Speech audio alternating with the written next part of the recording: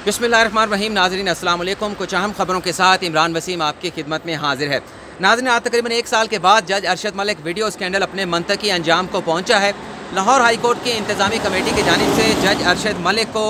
उनके अहदे से बरतरफ कर दिया गया है और बरतरफी के इस फैसले का साबिक वज़ीर आला पंजाब शहबाज शरीफ ने हस्बे मामूल जल्दबाजी में खैर मकदम किया है। ना सिर्फ खैर मकदम किया गया है बल्कि यहाँ तक कह दिया गया है कि जज अरशद मलिक की बरतरफी के इस फैसले से आज उनके बड़े भाई साबिक वज़ीर आज़म नवाज शरीफ सुरखरू हो गए हैं और ये सवाल उठाया जा रहा है कि जज अरशद मलिक की बरतरफी के इस फैसले के बाद नवाज शरीफ को अल अज़ीज़िया रेफरेंस में जो सज़ा सुनाई गई थी उस पर असर क्या पड़ेगा, क्या नवाज शरीफ की सज़ा ख़त्म हो जाएगी। इन सारे सवालों का जवाब तलाश करने के लिए नाज़रीन ये देखना ज़रूरी होगा कि वो कौन से इल्ज़ामात हैं जो जज अरशद मलिक पर लगाए गए थे, जो साबित हुए हैं और फिर उनकी बरतरफी का फ़ैसला सामने आया है। इस सारे मामले पर क्योंकि हमारी टॉप स्टोरीज़ है डिटेल पर बात करेंगे और उसके अलावा अगर हमारे पास वीडियो में वक्त बचा तो जो मोदी सरकार का जो जंगी जुनून है उस पर भी बात करेंगे और भारतीय हुकूमत को लोकली वेंटिलेटर्स बनाने के सिलसिले में जिस नाकामी का सामना करना पड़ा है उस पर भी बात करेंगे। लेकिन वीडियो का आगाज़ करेंगे अपनी टॉप स्टोरी के साथ। आज जो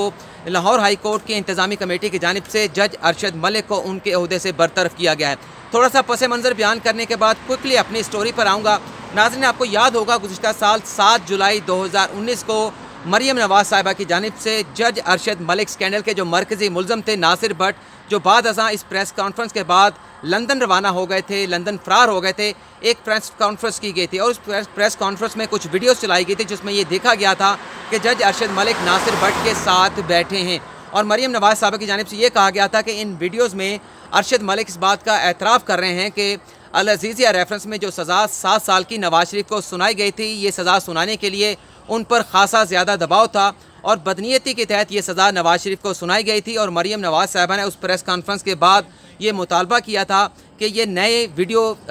शवाहिद सामने आने के बाद, वीडियो सबूत आने के बाद नवाज शरीफ को जो सज़ा सुनाई गई है अल अज़ीज़िया रेफरेंस में, ये किसी तरह से बरकरार नहीं रखी जा सकती और नवाज शरीफ की रिहाई का मुतालबा किया गया था। और उसी रोज़ ही जज अरशद मलिक ने संडे का रोज़ था अपनी अदालत खुलवाई थी और एक एलामिया, एक प्रेस रिलीज़ उनकी जानिब से जारी की गई थी जिसमें मरियम नवाज साहिबा की जानिब से प्रेस कॉन्फ्रेंस में लगाए गए इल्ज़ामात की तरदीद की गई थी और ये कहा गया था उन पर किसी बैरूनी क़ुव्वतों का दबाव नहीं था, बल्कि ये कहा गया कि मुस्लिम लीग नवाज़ के ऐसे लोग थे जिनमें नासिर भट्ट थे, नासिर जंजुआ थे, महर जलानी थे, उनकी जानिब से ये दबाव ज़रूर डाला गया था कि नवाज शरीफ के हक़ में फ़ैसला दिया जाए। और अरशद मलिक ने अपनी इस प्रेस कॉन्फ्रेंस में ये भी कहा था कि नवाज शरीफ को जो 7 साल की सज़ा उनकी जानिब से सुनाई गई थी वो मेरिट पर सुनाई गई थी, जो सबूत पेश किए गए थे, जो हक़ाइक़ बयान किए गए थे उसके मुताबिक सुनाई गई और उसमें किसी किस्म की बदनीयती नहीं रखी गई। और ये भी कहा गया था अरशद मलिक की जानिब से ये जो प्रेस कॉन्फ्रेंस मरियम नवाज साहिबा की जानिब से की गई है ये उनके खिलाफ और अदलिया के खिलाफ एक साजिश है।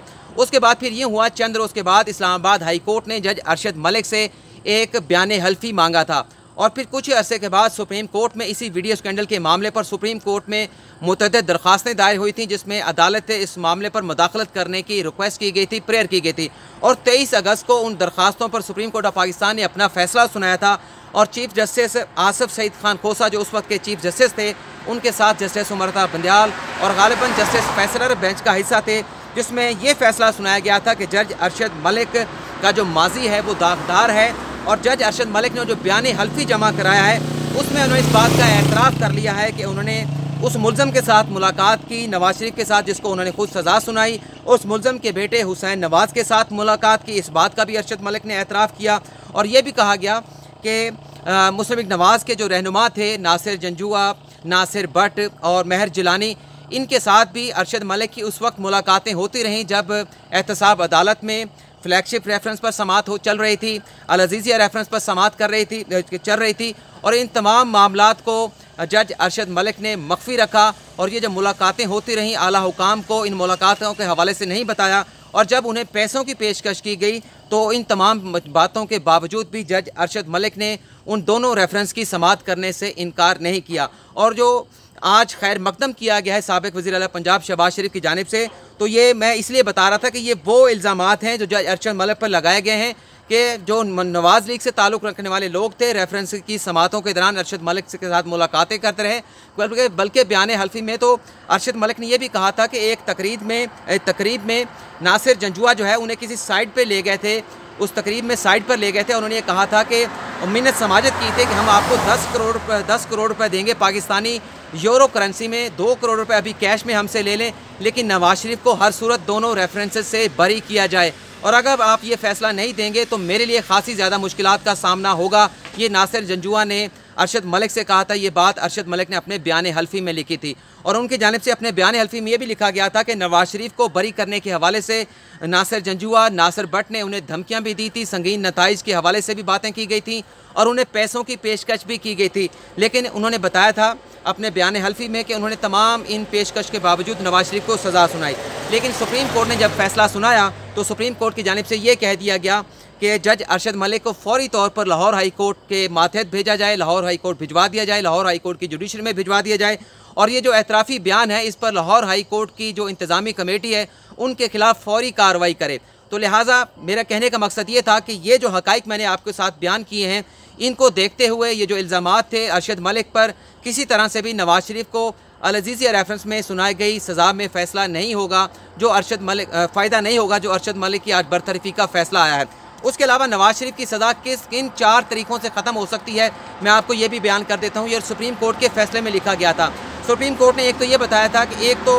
ये जो वीडियो स्कैंडल सामने आया है इससे नवाज शरीफ को अल अज़ीज़िया रेफरेंस में सुनाई गई सज़ा में कोई फ़ायदा हासिल नहीं होगा, बल्कि ये कहा गया था कि एक तो इस्लामाबाद हाई कोर्ट में जो अपील दायर कर दी गई है नवाज शरीफ की जानिब से, उस अपील पर अगर इस्लामाबाद हाई कोर्ट एहतसाब अदालत का फ़ैसला सेट असाइड कर देती है तो इस सूरत में नवाज शरीफ को फ़ायदा हो सकता है। दूसरी सूरत में ये हो सकता है कि जो शवाहिद जिनकी जिक्र की गई है उनका दोबारा से जायज़ा इस्लामाबाद हाई कोर्ट जायज़ा ले सकती है। दूसरा नुक्ता ये बताया गया था, और उन शवाहिद का जायज़ा लेकर इस्लामाबाद हाई कोर्ट अलग से अपना फ़ैसला भी दे सकती है। लेकिन 2 रास्ते और भी बताए गए थे कि इस्लामाबाद हाई कोर्ट ये भी कर सकती है कि ये वीडियो स्कैंडल सामने आने के बाद दोबारा से नए सिरे से इस मामले का ट्रायल करने का हुक्म दे दे और मामला रिमांड कर दिया जाए दोबारा से एहतसाब अदालत को कि नए सिरे से इस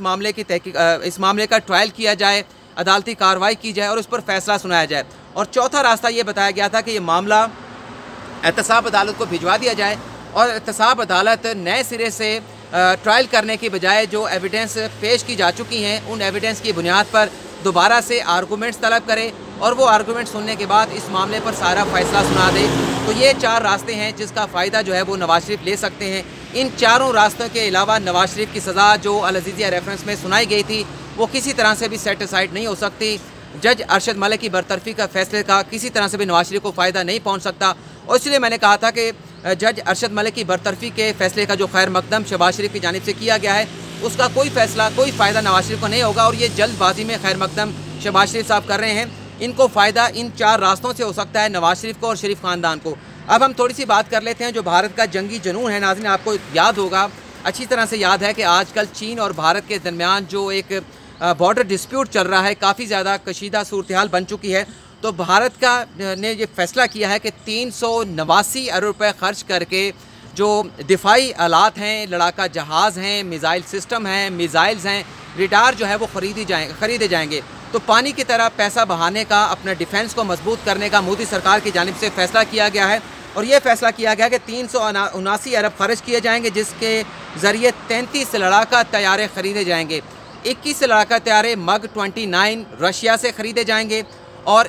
12 जो लड़ाका तैयारे हैं वो लोकली, और उन तैयारों का नाम भी मैं आपको बता देता हूँ, वो तैयार मेरे पास नाम कहीं गुम हो गया है, वो लोकली रशियन टेक्नोलॉजी के साथ भारत में ही मैन्युफैक्चर्स किए जाएंगे। और जो भारत के पास इस वक्त 59 मग तैयारे हैं उनको भी अपग्रेड किया जाएगा इन्हीं पैसों के साथ जो 389 अरब का बजट रखा गया है। और इसके अलावा रशिया से मिसाइल भी ख़रीदे जाएंगे, मिसाइल टेक्नोलॉजी भी ख़रीदी जाएगी और रडार सिस्टम भी जदीद ख़रीदा जाएगा जो भारत अपनी फ़िज़ाइया और नेवी को देगा। और तीसरी जो हमारी खबर थी जिसमें मैंने आपको बताया था कि भारत मोदी सरकार को लोकली वेंटिलेटर्स बनाने के सिलसिले में जिस नाकामी का सामना करना पड़ा उस पर भी बात करेंगे। अल्हम्दुलिल्लाह पाकिस्तान ने अपने लोकली जो वेंटिलेटर्स बनाए थे कामयाबी के साथ बनाए, उसके ट्रायल भी कामयाबी के साथ मुकम्मल हुए और आइंदा चंद रोज़ में वो 8 जो वेंटिलेटर्स बनाए गए हैं वो साइंस एंड टेक्नोलॉजी की वजारत की जानिब से NDMA के हवाले कर दिए जाएंगे। लेकिन भारत ने भी कोशिश की थी, लेकिन भारत के इंजीनियर और साइंसदान इस सिलसिले में उन्हें नाकामी का सामना करना पड़ा है। 81 वेंटिलेटर्स तैयार किए गए थे जो मुंबई के मुख्तलिफ दो अस्पतालों में दिए गए थे, लेकिन उन वेंटिलेटर के हवाले से शिकायत ये आई कि ये 100% जो ऑक्सीजन है वो मरीज़ों को फराहम नहीं करते, बल्कि उनमें 1-2 वेंटिलेटर्स ऐसे भी थे जो चलाते वक्त ही जो है वो ख़राब हो गए। उनके नकारा होने का सबूत उनके चलाने के इनिशियल स्टेज पे ही सामने आ गया। तो अब इन वेंटिलेटर्स को इस्तेमाल करने के हवाले से मुस्तरद कर दिया गया है कि ये वेंटिलेटर्स जो भारत ने लोकली सतह पर दिल्ली की एक कंपनी ने तैयार किए हैं, ये किसी तरह से भी काबिल इस्तेमाल नहीं है। तो ये एक भारत को बड़ी नाकामी का सामना करना पड़ा है और पाकिस्तान को, पाकिस्तान की आवाम को शुक्र अल्हम्दुलिल्लाह पढ़ना चाहिए कि पाकिस्तान ने ये कोशिश की। वफाकी वज़ीर science and technology Fawad Chaudhry ने ये कोशिश की और पाकिस्तान के साइंसदानों और इंजीनियरों की ये कोशिश कामयाब हुई। पहली खेप आइंदा चंद रोज़ में NDMA के हवाले कर दी जाएगी और 3 मज़ीद डिज़ाइन पाकिस्तान के लोकली तैयार वेंटिलेटर्स के आइंदा हफ्तों में तैयार होकर सामने आ जाएंगे। ये आज की खबरें थी जो मैंने आपके साथ शेयर की। अगली किसी वीडियो में नई खबरों के साथ आपकी खिदमत में हाजिर होंगे। इजाज़त चाहूँगा। अल्लाह हाफ़िज़।